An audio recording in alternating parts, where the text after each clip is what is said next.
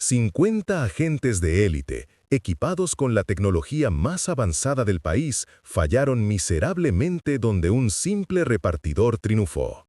La paradoja era cruel.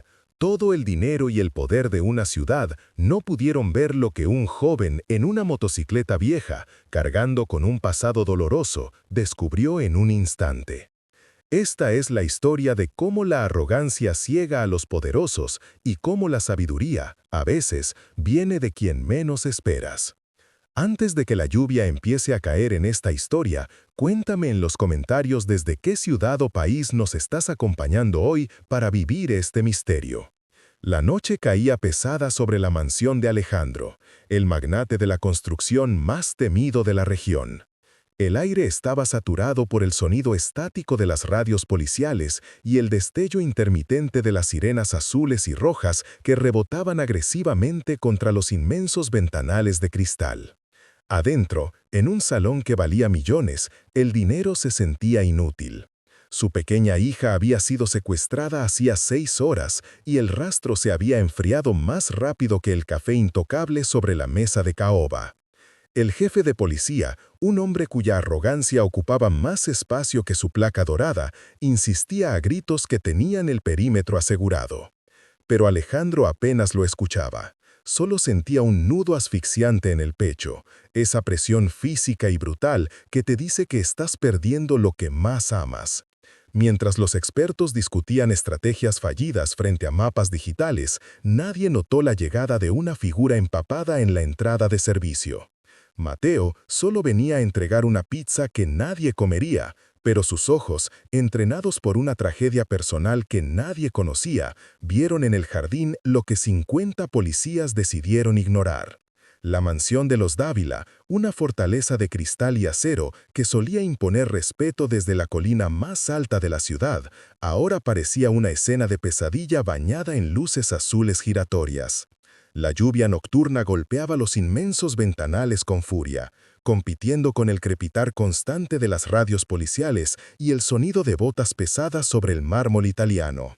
Alejandro bajó de su vehículo y corrió hacia la entrada, ignorando al chofer que intentaba inútilmente cubrirlo con un paraguas. El agua helada se mezclaba con el sudor frío en su frente, pero él no sentía el clima, solo sentía un vacío inmenso en el estómago, una náusea provocada por el terror puro. Al cruzar el umbral, el olor a humedad y al café barato de la policía invadió su hogar. Caminó como un sonámbulo hacia la sala principal, convertida ahora en un centro de comando improvisado. Cables negros serpenteaban por el suelo como víboras, conectando servidores y pantallas gigantes que parpadeaban con mapas térmicos y bases de datos. Y allí, en el centro de todo ese despliegue tecnológico inútil, estaba el comisario Vargas. Vargas, un hombre corpulento cuya arrogancia llenaba la habitación más que su presencia física, daba órdenes a gritos mientras señalaba un monitor. Quiero drones en cada cuadrante. Nadie entra ni sale de este sector sin mi autorización, ladró Vargas, sin siquiera mirar al padre destrozado que acababa de entrar. Alejandro sintió que las piernas le fallaban. Su mirada, perdida entre la multitud de uniformes, se clavó en un objeto pequeño sobre el sofá de terciopelo blanco. La mochila rosa de su hija, con el cierre abierto y un cuaderno asomando. Se acercó temblando y rozó la tela con los dedos. El tacto familiar fue como una cuchillada en el pecho. El aire se le escapó de los pulmones y tuvo que apoyarse en el respaldo del mueble para no desplomarse. Todo su dinero, todo su poder, y no podía hacer nada más que mirar una mochila vacía. «Señor Dávila», dijo Vargas finalmente, con un tono que pretendía ser consolador pero sonaba a condescendencia burocrática. «Le sugiero que suba a su habitación. Mis hombres de élite tienen todo bajo control. Tenemos la mejor tecnología del país. Si hay una pista, la encontraremos». Alejandro miró al comisario a los ojos y vio lo que realmente había allí. Indiferencia disfrazada de autoridad. Vargas no buscaba una niña, buscaba cerrar un caso para la prensa. La habitación estaba llena de expertos ciegos por su propia importancia. El millonario apretó los párpados para contener las lágrimas, sintiendo que la oscuridad estaba a punto de tragarlo por completo. No sabía que, mientras él se ahogaba en la desesperación dentro de su torre de marfil, afuera, bajo la lluvia torrencial, el sonido de una vieja motocicleta de reparto se acercaba a la reja principal. Alguien que no tenía tecnología ni placas, pero que traía consigo la única herramienta que importaba: unos ojos que sabían leer el dolor. Mateo tenía 32 años, pero sus ojos cargaban el cansancio de quien ha vivido varias vidas en una sola. Para el mundo, él no era una persona, era simplemente una mancha roja y amarilla que se movía entre el tráfico. Un objeto funcional que olía a orégano barato y gasolina quemada. Nadie miraba su rostro cuando entregaba las cajas de pizza caliente. Solo veían unas manos ásperas recibiendo monedas y una espalda encorvada que se alejaba rápido hacia la siguiente dirección. Esa invisibilidad, sin embargo, era su armadura y su condena. Pocos podrían imaginar que debajo de esa gorra grasienta y el uniforme de poliéster que le picaba en la piel, se escondía una de las mentes analíticas más brillantes que la Academia Nacional había producido en décadas. 5 años atrás, Mateo no repartía comida rápida, descifrado patrones criminales complejos en una oficina de cristal con vistas a la ciudad. Todo eso se esfumó en una sola tarde, cuando un superior corrupto decidió que necesitaba un chivo expiatorio para tapar un desfalco millonario. Las pruebas falsas aparecieron en su escritorio, sus amigos borraron sus números, y la sociedad lo escupió. Perdió su placa, su honor y su futuro, quedándose solo con una rabia fría que se le alojó en el estómago. Ahora, cada vez que el motor de su vieja motocicleta rugía, Mateo tragaba su orgullo. No lo hacía por él, sino por el sonido rítmico de la máquina de diálisis que mantenía a su madre con vida en su pequeño apartamento. Las facturas médicas se apilaban como una torre inestable en la mesita de noche, y cada propina miserable significaba un día más de tratamiento, un día más para la única persona que todavía creía en su inocencia. Esa noche, al entrar en la comisaría con 10 cajas familiares, el caos lo golpeó como una bofetada física. Teléfono sonando, gritos de desesperación y el aroma agrio del café quemado. Mientras el jefe de policía ladraba órdenes equivocadas frente a un mapa lleno de chinchetas rojas, Mateo se quedó paralizado un segundo. Su cerebro, traicionándolo, ignoró el ruido y se enfocó en el mapa. No pudo evitarlo. Donde los 50 agentes de élite veían un callejón sin salida, él vio un patrón. Una anomalía en los tiempos, un detalle minúsculo que gritaba una verdad aterradora, invisible para todos menos para el repartidor al que nadie se dignaba a mirar. Alejandro Castillo no solo vivía en la ciudad, en muchos sentidos era su dueño. Desde el imponente ventanal de su ático en el piso 40, las luces de la metrópolis se extendían bajo sus pies, como un mar de monedas de oro que él podía reclamar cuando quisiera. Sin embargo, esa noche, el lujo minimalista de su despacho se sentía más como una jaula de cristal que como un hogar.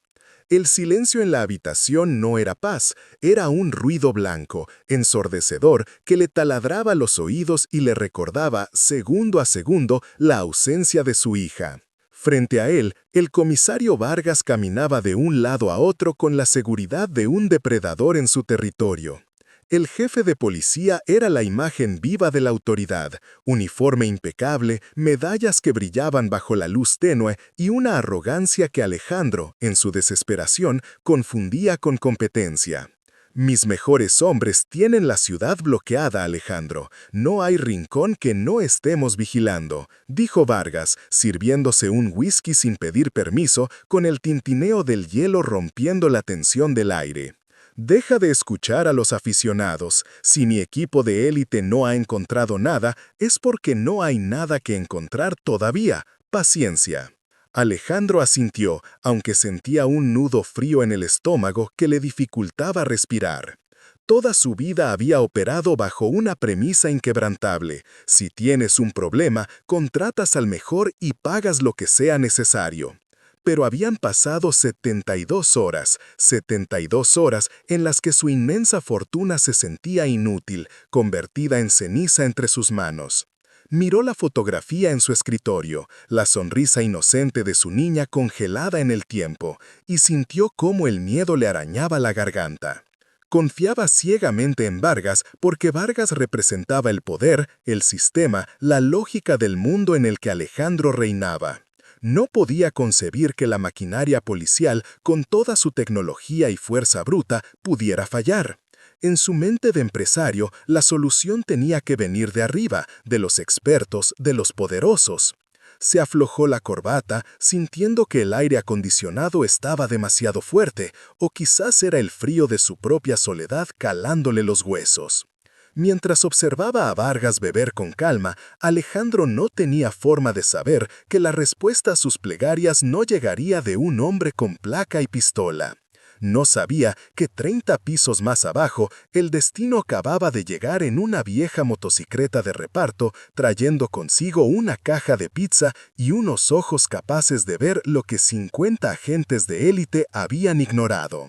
La vida de Mateo cambió en el segundo exacto en que su mano empujó aquella inmensa puerta de caoba. Afuera, la lluvia golpeaba con furia contra el casco de su motocicleta. Adentro, el aire estaba tan cargado de tensión que casi se podía masticar. Llevaba 3 cajas de pizza en los brazos, protegiéndolas como si fueran lo único cálido que quedaba en el mundo. El guardia de seguridad, distraído por una llamada de radio, se giró un instante demasiado tarde. Su grito resonó por el pasillo de mármol, rebotando en las paredes como un disparo de advertencia.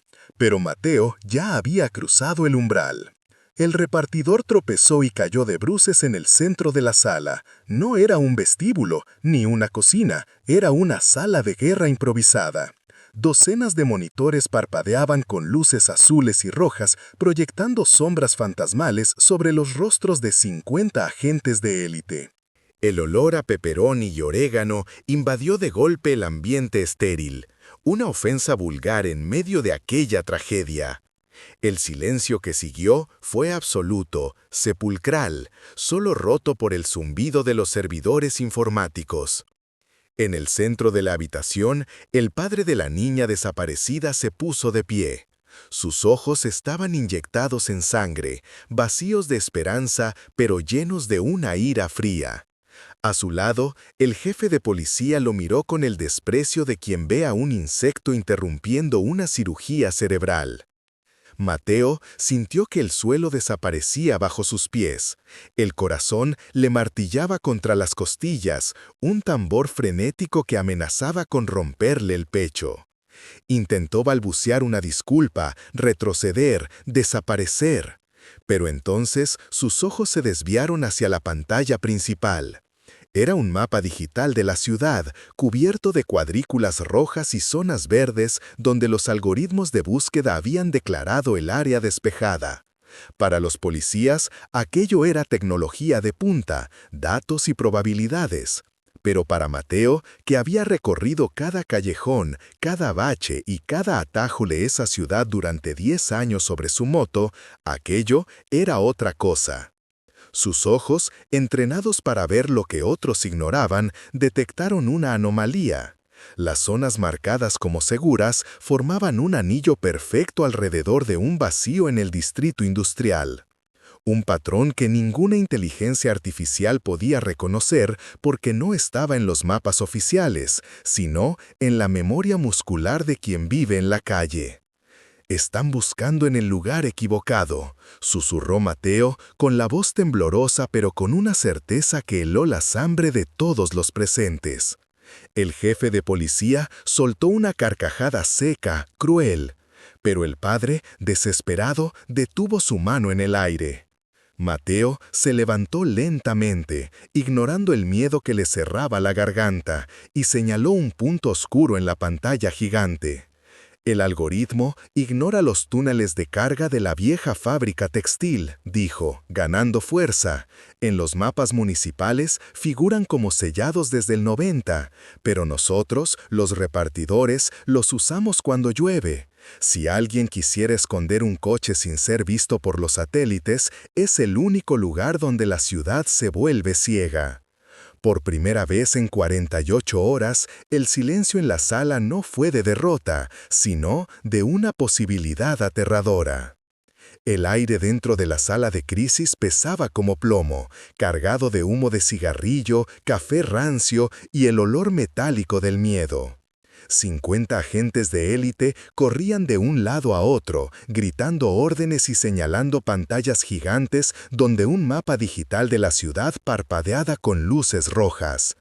En el centro de aquel caos, el comisario Vargas, un hombre cuya arrogancia solo era superada por el precio de su traje, golpeaba la mesa con el puño cerrado.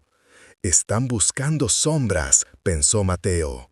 Él permanecía en la esquina, invisible, sujetando todavía la bolsa térmica vacía de las pizzas que nadie había pagado. Sus ojos, acostumbrados a leer las calles oscuras y los silencios de la noche, no miraban las pantallas, sino el patrón invisible que conectaba los puntos. Un nudo familiar se le formó en la garganta, esa sensación de asfixia que conocía demasiado bien desde hacía 10 años. «No están mirando el mapa», susurró Mateo, más para sí mismo que para los demás. «Están mirando el reloj». El susurro, aunque bajo, cortó el aire en un momento de silencio accidental. Vargas giró la cabeza lentamente, como un depredador que detecta un movimiento no autorizado en su territorio. Sus ojos se clavaron en el repartidor con una mezcla de incredulidad y desprecio. «¿Qué dijiste?», ladró el comisario, caminando hacia él con pasos pesados que resonaban en el suelo pulido. «¿El chico de la pizza tiene una opinión sobre una operación federal?». Mateo bajó la mirada, su instinto de supervivencia gritándole que callara, que volviera a ser invisible. Pero entonces vio al padre de la niña, el millonario, hundido en una silla de cuero, con la cara entre las manos y el alma rota. Ese dolor, Mateo conocía ese dolor. Era el mismo que él veía en el espejo cada mañana. «Están buscando un vehículo que huya a toda velocidad», dijo Mateo, alzando la voz con un temblor que no era de miedo, sino de urgencia. Pero a esa hora, en la avenida 9, el semáforo de la esquina de San Lorenzo tarda 4 minutos en cambiar. Nadie escapa por ahí, se quedan atrapados. El comisario soltó una carcajada seca, cruel, buscando la complicidad de sus agentes.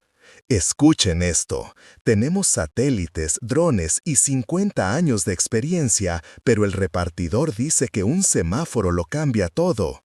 Vargas se inclinó hacia Mateo, invadiendo su espacio personal, su aliento oliendo a menta y desdén.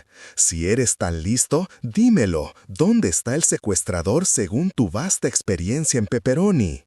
La sala quedó en silencio, esperando la humillación del humilde intruso. Mateo no retrocedió, caminó hacia el mapa gigante. Su mano, áspera y marcada por años de trabajo duro, se alzó contra la luz azulada de la pantalla de alta tecnología. «No huyó», dijo Mateo, y su voz adquirió una autoridad extraña, casi dolorosa. Trazó una línea imaginaria con el dedo.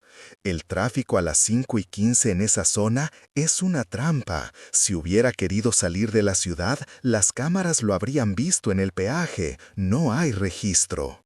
Eso significa que no salió, se escondió. Mateo señaló un pequeño sector gris en el mapa, un área industrial abandonada que la policía había descartado por estar demasiado cerca del lugar del secuestro. «Nadie mira lo que tiene justo enfrente», continuó, girándose para mirar a Vargas directamente a los ojos. «El secuestrador no busca distancia, busca tiempo». Se metió en la vieja fábrica de textiles. Es el único lugar en ese radio donde el eco de un grito no llega a la calle. El silencio que siguió no fue de burla, fue un silencio absoluto, denso, el tipo de silencio que ocurre cuando la verdad golpea tan fuerte que deja sin aliento. La sonrisa de Vargas se congeló, transformándose en una mueca grotesca mientras el color abandonaba su rostro. El padre de la niña se puso de pie lentamente, sus ojos inyectados en sangre fijos en el repartidor. Por primera vez en 48 horas, el sonido de la esperanza, frágil y aterradora, volvió a respirar en la habitación. La atmósfera en la sala de crisis cambió en una fracción de segundo. El aire acondicionado zumbaba con un sonido monótono, casi hipnótico, pero nadie se atrevía a respirar. Mateo acababa de trazar una línea roja en el mapa digital, conectando 3 puntos que 50 expertos habían considerado irrelevantes. La lógica era perfecta, demasiado perfecta. El jefe Vargas no miró el mapa, miró a Mateo. Dio 2 pasos lentos hacia él, y el sonido de sus zapatos de cuero italiano resonó contra el suelo de mármol como el martillo de un juez dictando sentencia. La luz fría de las pantallas se reflejaba en las medallas de su uniforme, creando un contraste violento con la camiseta desgastada y el chaleco de poliéster del repartidor. «Es fascinante», dijo Vargas, con una voz suave que escondía veneno. «Mis hombres tienen años de entrenamiento en cuántico, títulos en criminología y tecnología de punta. ¿Y tú? Tú tienes una moto vieja y una caja térmica que huele a pepperoni». Vargas se detuvo a escasos centímetros de Mateo. El chico podía oler la colonia cara del policía, una mezcla de madera y arrogancia que le revolvió el estómago. Mateo quiso retroceder, pero sus pies parecían clavados al suelo. Sentía esa presión familiar en el pecho, la misma que sentía cada vez que alguien rico lo miraba como si fuera parte del mobiliario. «Dígame, Alejandro». Vargas se giró hacia el padre de la niña, ignorando a Mateo como se ignora a un insecto. «¿No le parece sospechoso? ¿Cómo es que este muchacho conoce los puntos ciegos de las cámaras de seguridad mejor que la propia policía?» Alejandro, que hasta hace un momento miraba a Mateo con una chispa de esperanza, parpadeó. La desesperación es un terreno fértil para la duda, y Vargas lo sabía. El millonario se pasó una mano temblorosa por el rostro, sus ojos inyectados en sangre oscilando entre el jefe de policía y el repartidor. «Tal vez», continuó Vargas, bajando la voz hasta convertirla en un susurro letal, «él sabe dónde buscar porque él ayudó a esconderla». El silencio que siguió fue absoluto. A Mateo se le heló la sangre. No era miedo a la cárcel, era el dolor agudo y punzante de la humillación. Abrió la boca para defenderse, para explicar que conocía esos callejones porque allí es donde duermen los olvidados, porque allí es donde la vida te enseña a observar para sobrevivir. Pero las palabras se le atoraron en la garganta, bloqueadas por un nudo de impotencia. Alejandro dio un paso atrás, alejándose de Mateo. Ese pequeño movimiento dolió más que cualquier golpe. La barrera invisible entre sus mundos acababa de levantarse de nuevo, más alta y fría que nunca. Vargas sonrió, una mueca apenas perceptible en la comisura de sus labios. Se acercó al oído de Mateo y con un desprecio que le quemó la piel, sentenció: «Lárgate de aquí. No eres un detective, no eres un héroe, solo eres un repartidor de pizza que ha visto demasiadas películas. Vuelve a tu alcantarilla antes de que decida ponerte las esposas por complicidad». Mateo bajó la mirada. Sus puños se cerraron con tanta fuerza que los nudillos se pusieron blancos, pero sabía que en esa sala la verdad de un pobre no valía nada contra la mentira de un hombre con placa. Dio media vuelta y caminó hacia la salida, sintiendo cómo las miradas de todos se clavaban en su espalda como cuchillos. El sonido de su cuerpo golpeando la grava mojada fue seco y brutal, pero dolió menos que las carcajadas que resonaron a sus espaldas. Mateo intentó levantarse, con las manos raspadas y llenas de lodo, pero 2 oficiales de seguridad lo empujaron de nuevo hacia el asfalto frío fuera de la propiedad. Desde lo alto de la escalinata, bajo el resplandor dorado de las luces de seguridad, el jefe Vargas ajustaba los puños de su uniforme impecable. Su mirada no transmitía ni una pizca de humanidad, solo el desprecio absoluto de quien se cree dueño de la verdad. «Vuelve a tus pizzas y deja de jugar al detective, muchacho», le gritó Vargas con una voz que cortó el aire nocturno más que el viento helado. «Aquí no hay lugar para héroes de clase baja». Si vuelvo a ver tu moto cerca de esta mansión, te aseguro que pasarás la noche en una celda por obstrucción a la justicia. La enorme puerta de hierro se cerró con un estruendo metálico que retumbó en el pecho de Mateo como un disparo. Se quedó allí, de rodillas en el suelo, mientras el agua empapaba su uniforme barato de repartidor. En ese instante, el presente se desvaneció y una grieta antigua se abrió en su memoria. La sensación de impotencia era idéntica a la de aquella noche, años atrás, cuando sus gritos de advertencia también fueron ignorados y el silencio se tragó a la única persona que él amaba. El trauma, que creía enterrado bajo capas de trabajo duro y resignación, volvió a subir por su garganta como un nudo asfixiante. A lo lejos, vio cómo la caravana de patrullas policiales encendía sus sirenas. Luces azules y rojas manchaban la oscuridad, dirigiéndose a toda velocidad hacia el norte, hacia el almacén abandonado que Vargas había señalado. Mateo cerró los ojos con fuerza, sintiendo que el aire le faltaba.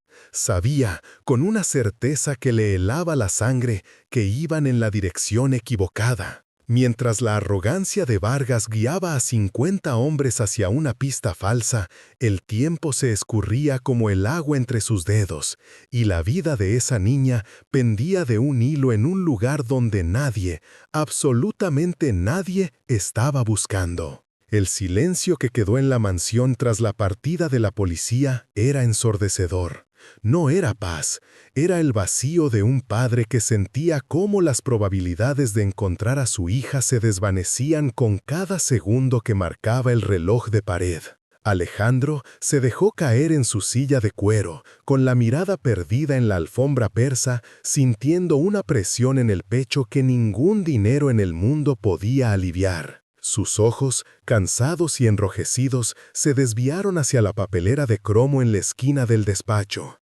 Allí, sobresaliendo entre envoltorios de azúcar y cápsulas de café, estaba la bola de papel que el jefe de policía había arrojado con tanto desprecio horas antes. La servilleta del repartidor. Algo en su instinto, esa voz primitiva que solemos callar con la lógica, le gritó que la recogiera. Alejandro se levantó, sintiendo el peso de sus propios huesos, y rescató el papel arrugado. Sus manos, que habían firmado contratos millonarios sin temblar, ahora vibraban al alisar aquella servilleta barata, manchada de grasa y salsa de tomate sobre la inmaculada mesa de caoba. Lo que vio le heló la sangre. No eran simples garabatos. Mateo había dibujado con un bolígrafo azul un croquis rápido pero inquietantemente preciso de la zona industrial. Mientras que los 50 agentes de élite, con sus drones y algoritmos, habían trazado un perímetro de búsqueda en el sector sur basándose en la señal del celular, el chico de la pizza había marcado con una X frenética un punto en el sector norte, la vieja fábrica textil abandonada. Alejandro corrió hacia las pantallas gigantes que la policía había dejado encendidas. Comparó los datos. El sector norte estaba completamente oscuro en los mapas de calor de la policía. Zona descartada, decía el informe oficial. Pero entonces la memoria de Alejandro golpeó con fuerza. Recordó las palabras que Mateo intentó decir antes de ser arrastrado fuera por seguridad. El barro en las llantas de la camioneta, esa arcilla roja solo existe cerca del río, en el norte, no en el sur. El millonario sintió que el aire regresaba a sus pulmones de golpe. Los expertos miraban satélites, el chico había mirado la tierra. La arrogancia de los uniformados los había cegado, pero la humildad de alguien que recorre las calles todos los días había visto lo invisible. Una furia fría, mucho más útil que la desesperación, se apoderó de él.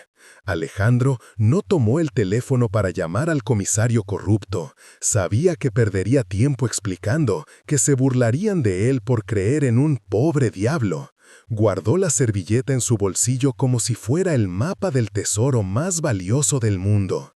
Agarró las llaves de su camioneta particular y una linterna. Esa noche, la vida de su hija no dependería de la tecnología de punta ni de las placas doradas, sino de la observación de un muchacho que el mundo había decidido ignorar. Alejandro salió a la noche, decidido a comprobar si la basura de la policía contenía la salvación de su familia. 50 patrullas de policía iluminaban el cielo del Distrito Norte con sus sirenas estridentes, persiguiendo fantasmas y coordenadas erróneas. El jefe de policía, con su impecable uniforme lleno de medallas, gritaba órdenes a través de la radio, convencido de que su tecnología de punta no podía fallar. Pero mientras el ruido ensordecedor dominaba el norte, un silencio sepulcral reinaba en el sur. Y fue allí, en la oscuridad olvidada por la ley, donde Alejandro, el padre millonario, decidió jugarse su última carta. Alejandro conducía su lujoso sedán negro, no siguiendo a un convoy táctico, sino la luz trasera parpadeante de una vieja motocicleta de reparto. Mateo iba delante. No llevaba chaleco antibalas ni arma, solo su instinto y esa memoria visual que nadie había valorado antes. Llegaron a una bodega textil abandonada, una estructura esquelética donde el viento silbaba entre ventanas rotas. Alejandro bajó del coche sintiendo que las piernas le fallaban. El aire olía a óxido y desesperación. ¿Por qué aquí, Mateo?, preguntó Alejandro, con la voz quebrada. 50 agentes de élite decían lo contrario. Mateo detuvo su moto y señaló el suelo. Porque el video del rescate tenía un sonido de fondo, señor, un zumbido eléctrico muy grave. Mateo se tocó la oreja. Ese sonido solo lo hacen los generadores industriales de la década de los 90, y la única zona de la ciudad que aún usa esa red eléctrica es esta cuadra. Los policías escuchaban la voz del secuestrador, yo escuchaba el lugar. Alejandro sintió un escalofrío. La arrogancia de los expertos los había cegado ante lo obvio. Sin esperar más, ambos corrieron hacia la entrada lateral. La puerta de metal cedió ante la patada desesperada de un padre que no tenía nada más que perder. Adentro, la oscuridad era densa, casi sólida. Solo la linterna del celular de Mateo cortaba las sombras, haciendo bailar el polvo en el aire. El silencio era aterrador. Alejandro quería gritar el nombre de su hija, pero el miedo le atascaba las palabras en la garganta. Su corazón golpeaba contra sus costillas como un animal enjaulado. Entonces lo escucharon. Un sollozo, débil, pequeño, pero inconfundible. ¡Papá! El grito desgarró el alma de Alejandro. Corrió hacia el fondo de la bodega, tropezando con escombros hasta que la luz iluminó un rincón. Allí, atada a una silla vieja pero ilesa, estaba ella. La niña, que 50 hombres armados no pudieron ver, había sido encontrada por un repartidor de pizza que sabía escuchar al mundo. Alejandro cayó de rodillas y abrazó a su hija con una fuerza que parecía querer fundirlos en uno solo. Las lágrimas del millonario empaparon el hombro de la niña. En ese instante, todo su dinero, sus empresas y su poder no valían nada comparado con la humildad del joven que estaba de pie en el umbral, vigilando las sombras. A lo lejos, las sirenas de la policía comenzaron a acercarse. Llegaban tarde, llegaban mal.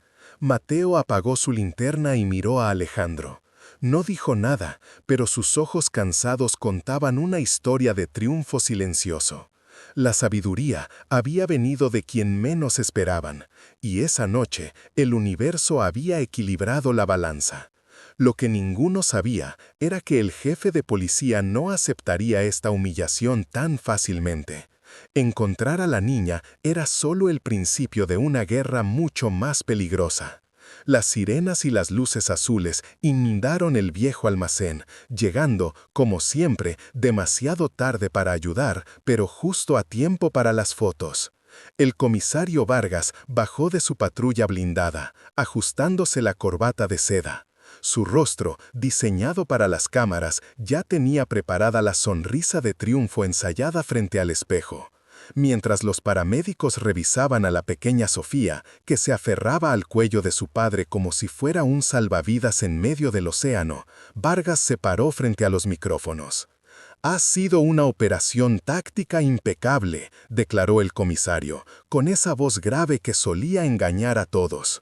«Mi equipo de élite siguió las pistas con precisión quirúrgica. Gracias a nuestra inteligencia, la niña está a salvo». Alejandro, el millonario, sintió que la sangre le hervía en las venas. Aún tenía el olor a humedad y miedo impregnado en su costoso traje italiano, y el peso de su hija en brazos era la única realidad que le importaba. Pero la mentira de Vargas fue la chispa que encendió la pólvora. Con los ojos rojos por el llanto y la furia, Alejandro entregó suavemente a Sofía a su esposa y caminó hacia el cerco de periodistas. El silencio cayó sobre la multitud como una losa de plomo. «No», dijo Alejandro, su voz quebrada pero firme, resonando más fuerte que cualquier sirena. «Su equipo no hizo nada, Vargas. Ustedes tenían 50 agentes y satélites y no vieron nada. Ustedes se rieron». El comisario intentó interrumpir, pero Alejandro lo ignoró y buscó con la mirada entre la gente. Allí, apartado en la sombra, junto a una columna sucia, estaba Mateo. El repartidor de pizza se frotaba las manos nerviosas contra su pantalón desgastado, con la intención de irse antes de que alguien notara su presencia. Alejandro cruzó la línea policial. Las cámaras giraron, olvidando al comisario. El hombre más poderoso de la ciudad se detuvo frente al muchacho que apenas tenía para pagar el alquiler. Y entonces hizo lo impensable. Alejandro dobló sus rodillas y se desplomó al suelo.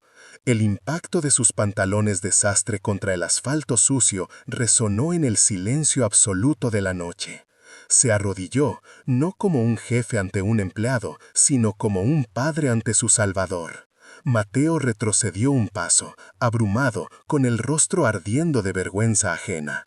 «Perdóname», susurró Alejandro, con la voz ahogada por un sollozo que llevaba días conteniendo. «Perdóname por mi arrogancia. Perdóname por pensar que tu uniforme definía tu valor. Mientras nosotros mirábamos desde arriba con desprecio, tú miraste los detalles con el corazón». El millonario levantó la vista, con lágrimas corriendo libremente por sus mejillas, y señaló a Mateo frente a todas las lentes de televisión. «Este joven no es un simple repartidor. Es el hombre que vio lo que todos nosotros, en nuestra ceguera de poder, fuimos incapaces de ver. Él es el verdadero héroe de esta noche». Vargas, pálido y disminuido, vio cómo los periodistas le daban la espalda para enfocar al muchacho tímido que, por primera vez en su vida, dejaba de ser invisible. 3 meses habían pasado desde que la lluvia dejó de caer sobre la ciudad, llevándose consigo el miedo que había paralizado a todos. En los jardines de la clínica privada más exclusiva del estado, el sol de la mañana filtraba una luz dorada a través de los robles, creando un silencio que olía a jazmín y a nuevas oportunidades. Mateo estaba sentado en un banco de madera pulida, observando cómo su madre, por primera vez en años, respiraba sin dolor, atendida por las mejores enfermeras que el dinero podía pagar. Ya no llevaba el uniforme rojo y desgastado que olía a salsa de tomate y tubo de escape. Hoy la tela de su camisa era suave, limpia y no le picaba en el cuello. Sin embargo, sus manos, esas mismas manos que habían sostenido cajas de pizza bajo aguaceros torrenciales, ahora sostenían una carpeta de cuero con el logotipo de la corporación del padre millonario. El magnate se acercó, no con la arrogancia de quien posee el mundo, sino con la humildad de quien estuvo a punto de perder su universo entero. Se sentó junto a Mateo, rompiendo esa barrera invisible que antes separaba al hombre del ático del chico de la calle. «Aquí tienes el contrato formal, Mateo», dijo el hombre, con la voz quebrada por una gratitud que ningún cheque podía expresar. Jefe de Consultoría de Seguridad e Investigación. 50 agentes de élite con sus placas doradas y sus títulos universitarios no pudieron ver lo que tú viste en el barro de una suela de zapato. Necesito esos ojos en mi empresa. Necesito a alguien que entienda que la verdad suele esconderse en los detalles que los poderosos ignoran. Mateo sintió un nudo en la garganta, pero esta vez no era de angustia, sino de una emoción que le calentaba el pecho. Firmó el documento, no solo asegurando el tratamiento vitalicio para su madre, sino recuperando la dignidad que la sociedad le había negado tanto tiempo. Mientras el antiguo jefe de policía esperaba su juicio en una celda fría, Mateo entendió que la vida tenía un extraño sentido de justicia. Se levantó y miró hacia el horizonte de la ciudad. Ya no tendría que correr contra el reloj por una propina miserable. Pero guardó en su bolsillo, como un amuleto secreto, el viejo llavero de su moto de reparto. Lo conservaría para recordar siempre que la sabiduría no viste de traje y que a veces el héroe que la ciudad necesita es simplemente alguien a quien nadie se dignó a mirar a los ojos.